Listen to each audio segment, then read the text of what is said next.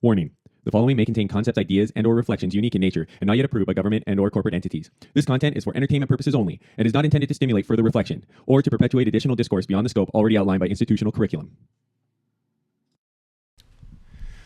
All right, so today, you don't know what we're talking about, right? But No, I don't. but we're gonna have a different subject. But I was just scrolling on the toilet, as one does, and there's an article I think that we should probably cover. It's actually 2 days old, but it's covering the Online Safety Act. So if you know what that is, well, you will after this. I'm sure the Brits do. Cue the intro.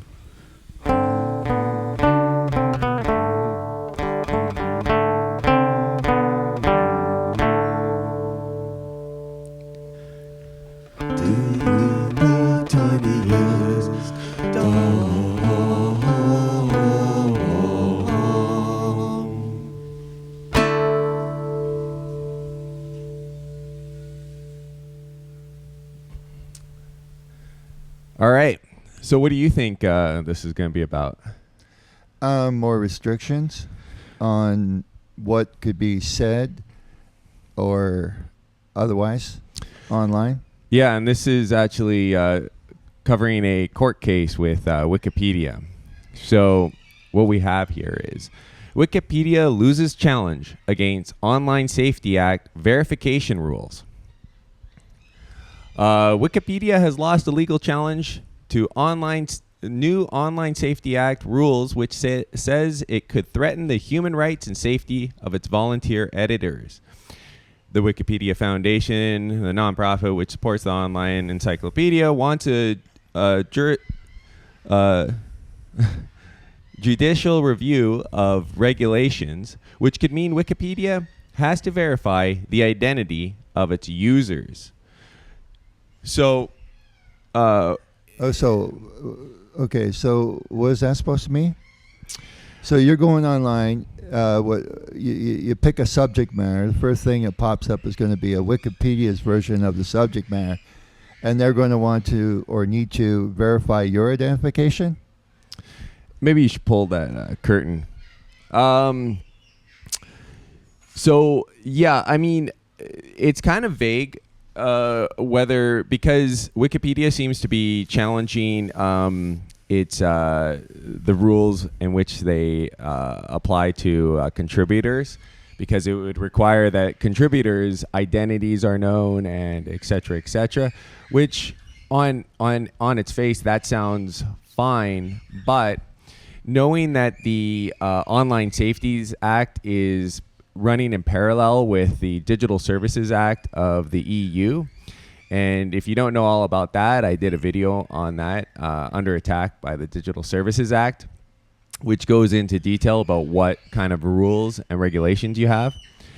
But basically, I think the sidestep is, the identity of the contributors would be known, but really, you're going to have direct monitors from the UK, that the UK government, that are going to be saying what is acceptable to be on the site. Okay, so the contributors are going to be challenged.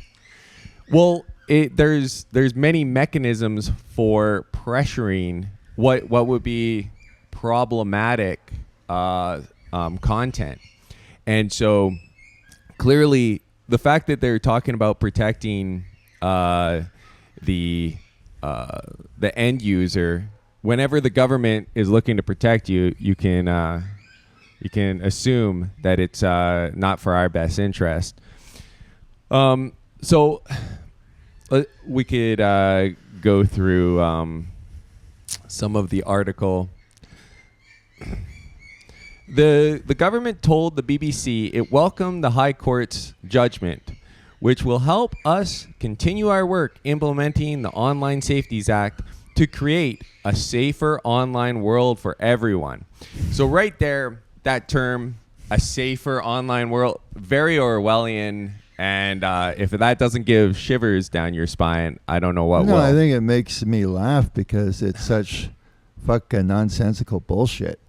Well, yeah, for sure. But when that nonsensical bullshit ends up meaning that, for one thing, when they're talking about knowing the identity of the user, I mean, that would be like as someone going, hey, we need to know who's accessing this encyclopedia because it's important. We're not a police state, by the way. We just want to make that clear right out of the gate. But we do need to know what kind of information people are getting from every encyclopedia volume out there. We want eye trackers so that we know exactly what they're reading too, because we just want to make sure that no one's getting any sort of chemistry information where they could potentially make something illicit or untoward for the government. So public safety is of prime importance. Well, public safety, when it has to do with a concentration of power, yeah, it's pretty damn important. I don't know if there's really much more to get from this actual article, but basically, yeah. So Wikipedia and its editor tried to challenge this in court. Obviously, the judge struck down their appeal. Also, it's the only way it could avoid being classified as Category 1 would be to cut the number of people in the UK who could access the online encyclopedia. I don't like the sound of cutting. It sounds scary. Access the online encyclopedia by 3/4 or disable key functions on the site. So this goes back to the Digital Services Act. I'm sure that what they're talking about here is an exact parallel. So what it means is when a website reaches a certain size and it has a certain number of users, these new legislations say you have to track and regulate everyone that's on your site. Your content has to comply with what well, in the case of the Digital Services Act, it would be a coordinator who is assigned by the EU to govern what is proper speech, what is improper speech. And if you have improper speech, the coordinator will inform the company. If the company does not take that person's content down or limit that person's like how what do you call it? How much that person is accessible, their content, how accessible their content is online, then they will be fined. I think it's like typically it's either $1 million a day or it's kind of like it's based around their global revenue. It's like 3% or something of their global revenue, but continuously until you correct your actions, it will continuously be going forward. Tax, or fine until they change and get rid of that person. Some kind of governing body in Brazil take issue with Musk because 100%. X was not complying with these mandates? Or? Yeah, I forget exactly. I think it had to do with the Bolsonaro, any posts that were like pro Bolsonaro in Brazil, and yeah, so they said get rid of this content. He said, man, I got like I got like $400 billion, and I don't think he said exactly like that. Man, as an African American, I got $400 billion, bitch. He's a different kind of African. Oh, okay, I got confused. Anyways, I'm not even sure if he's really that much American. Anyway, so he's a man of no mean country. He thought that because he was rolling in dough, he could fight it in court. And long story short, he acquiesced to the court case because the Brazilian government shot down his appeals. Okay, you know why? And boom, he basically followed in the lockstep with exactly what the Brazilian government was requesting of him. He got rid of all the problematic content. Just like your millionaire sports players have to bow down to the billionaire owners. Your so-called richest man in the world has to acquiesce to the trillionaires. And there are a group of trillionaires that, I mean, if you think of the wealth of the world is possibly over $500 billion. Well, clearly, and if they say that the wealth even in the United States is owned by 90% is owned by a handful of individual so-called billionaires, figure out that there are trillionaires that are existing that really, I mean, why is all nations acquiescing and willingly giving up their sovereignty to a higher governing body that seems to be more or less located in Europe? Also, if you look at these Digital Services Acts, they are not really responsible to tell you exactly what they deem as being problematic. It's a vague terminology that can really it can encompass almost anything the way that it's formulated, and it really comes down to whoever is like the person that's the coordinator, who I don't even think they really advertise who that person is, but that coordinator basically has they reserve the right to decide. Okay, and well, it not only like, that, it sounds like ruled by decree, not ruled by law. In the EU, they have in this new relatively new piece of legislation, if the Italian government or if the Italian court system at its highest level, so the highest level of the Italian court say, we don't believe that this Italian citizen's speech is dangerous and that his speech should be limited, the coordinator has the right to overrule that. So if the coordinator says, nah, I don't think so, I think he still needs to be pushed out of that platform, they have to acquiesce. They have to, because this coordinator, this Digital Services Act coordinator is above the highest courts in any one particular nation. And I'm sure the exact same thing is probably true at the UK with their parallel law. So what we're seeing is even companies like, I'm not necessarily like a huge fan of Wikipedia or its policies, but imagine the fact that someone's looking at the content on Wikipedia going, this is a problem.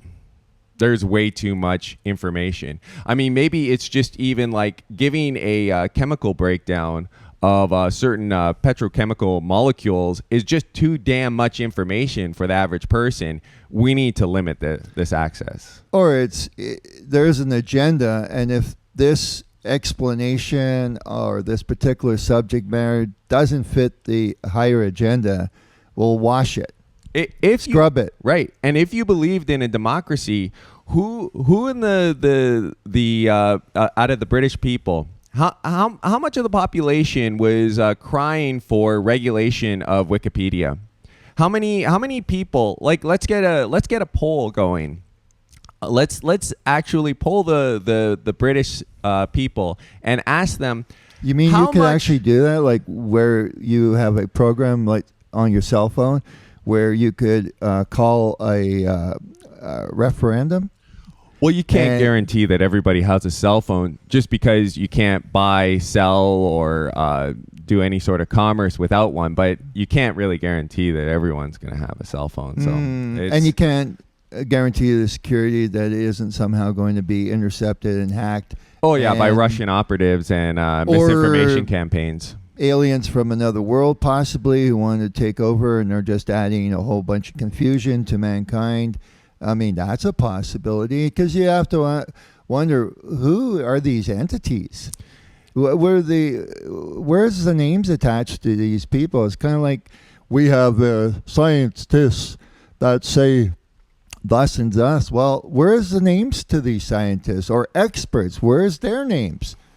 No, when you're a part of a system, you don't have to disclose. See, this is the thing. They want any individual, even Wikipedia, they want any entity to disclose who are you, what are you, where your sources are. But the government, the regulatory body, which is only an arm of like the extended upper echelon of the corporate world. Now, keep in mind too that we get like so wrapped up in all these tech billionaires thinking that these guys are like running the world, and they maybe wield like a certain amount of power and influence, but there are much bigger fish out there. The international bankers are sitting quietly in the shadows with people really not even considering who they are and how much wealth they actually hold. But I mean, in the grand scheme of things, obviously someone is pushing the narrative. Obviously someone is saying, what are we going to mold the next generation of people into? And they're actively pushing their fingers into that clay, and they're actively molding society the way that they see fit, in a way that they don't have to disclose to anybody. They don't have to disclose it to us, and they don't have to disclose it to Elon Musk or Mark Zuckerberg. They're just the stewards. Well, this kind of leads me